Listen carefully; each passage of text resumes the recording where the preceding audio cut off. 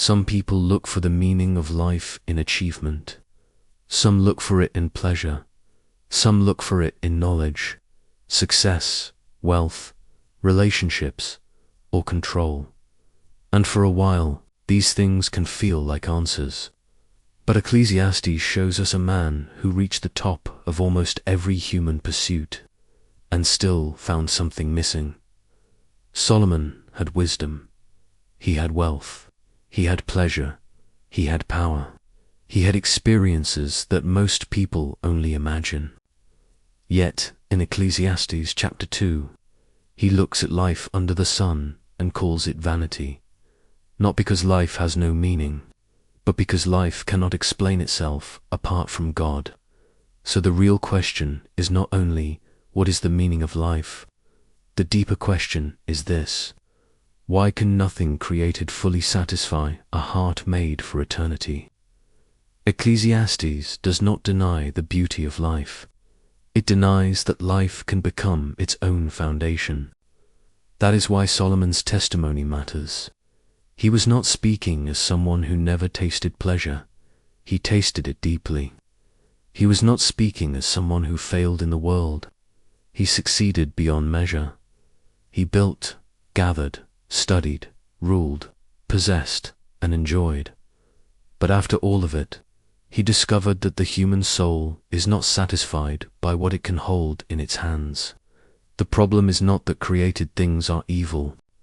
The problem is that created things become empty when they are asked to be ultimate. Food can strengthen the body. Work can serve a purpose. Wisdom can guide decisions. But none of them can become God. The heart was made to receive gifts without worshipping them, and it was made to return to the giver. The search for meaning becomes powerful because created things really do carry traces of goodness. Success can feel like confirmation. Pleasure can feel like relief. Knowledge can feel like control. Love can feel like home. And because these things are real gifts, the heart easily mistakes them for final answers. This is why Solomon's journey feels so familiar. Most people do not reject God because life gives them nothing. Often, they drift because life gives them just enough to keep searching in the wrong direction. A promotion seems to promise identity. A relationship seems to promise fullness. A dream seems to promise arrival. But every created thing has a limit. It can point, it can bless, it can serve, but it cannot bear the weight of eternity. And when the heart demands eternity from something temporary, disappointment is not an accident. It is inevitable. This is the first crack in life under the sun. Everything changes. The pleasure fades. The applause becomes quiet. The achievement becomes normal. The body weakens. The memory of success grows distant. And even wisdom, as valuable as it is, cannot stop death. Solomon saw this clearly. He says in Ecclesiastes chapter 2, verse 11, "Then I looked on all the works that my hands had done, and indeed all was vanity and grasping for the wind." That sentence is not the voice of laziness. It is the voice of a man who tested the world honestly. He is not saying that work has no value. He is saying that work cannot save the soul. He is not saying that pleasure does not exist. He is saying that pleasure cannot give eternal meaning. The created world is real, but it is not final. Ecclesiastes chapter 3, verse 11, gives the deeper diagnosis. He has made everything beautiful in its time. Also, he has put eternity in their hearts. This explains the restlessness. Man is not only hungry for food, he is hungry for meaning. He is not only looking for comfort, he is looking for permanence. God placed eternity in the human heart, and no temporary thing can fill an eternal space. This is why the soul can have much and still feel poor. It can be surrounded by noise and still feel alone. It can reach a goal and still ask, is this all? The emptiness is not proof that life has no meaning. It is evidence that the heart was made for more than life under the sun. It was made for God. The ache is not random. It is a signal. The conflict begins when man feels eternity, but tries to answer it without God. He wants lasting joy, but looks only to passing pleasure. He wants identity, but builds it on achievement. He wants peace, but tries to silence the soul instead of returning to the Creator. This is why the question of life's meaning cannot be answered only with self-discovery. The self did not create itself. The heart cannot become its own origin.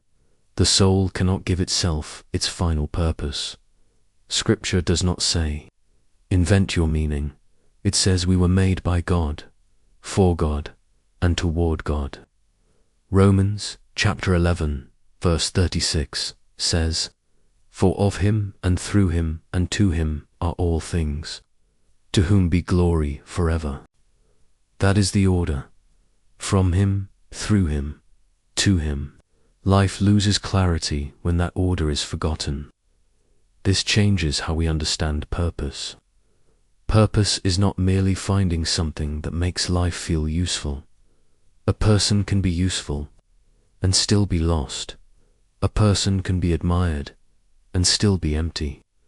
A person can be busy and still be moving in the wrong direction. Biblically, purpose begins with belonging. If I came from God, then I am not an accident. If I am sustained by God, then this life is not meaningless. If I am returning to God, then my choices are not weightless. Life is not a short moment floating between nothing and nothing. It is a stewardship before the one who made us. That means the meaning of life is not found by escaping ordinary life.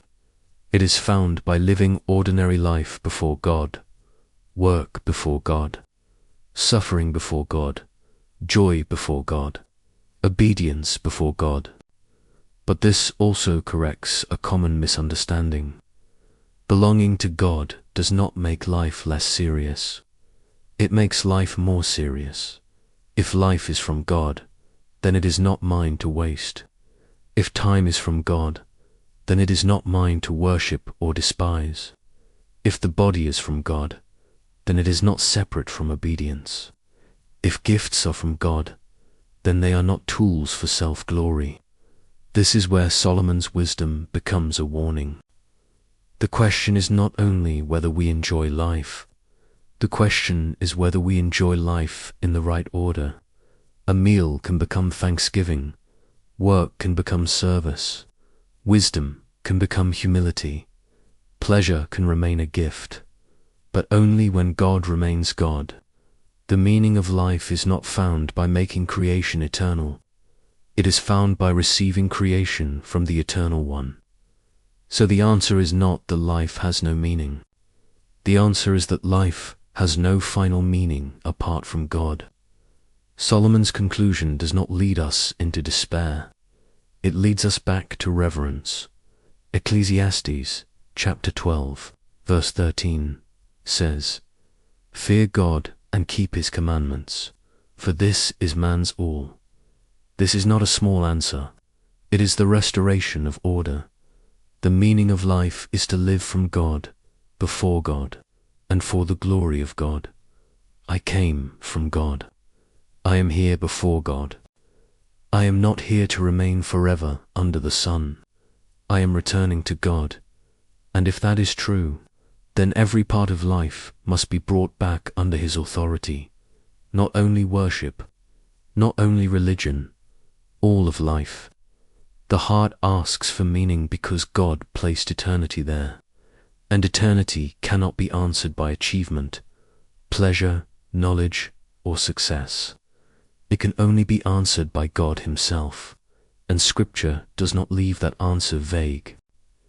The way back to God is not self-invention, religious effort, or human achievement.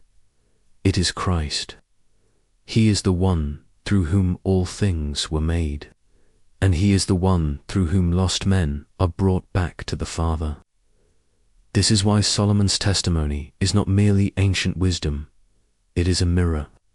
It shows what happens when man has everything under the sun, but still needs the one above the sun. The meaning of life is not that I build a name that remains here. It is that I belong to the God who remains forever. I came from him. I live before him and through Christ. I am called back to him. So life is not meaningless. Life is sacred, because all things are from him, through him, and to him. To him be glory forever.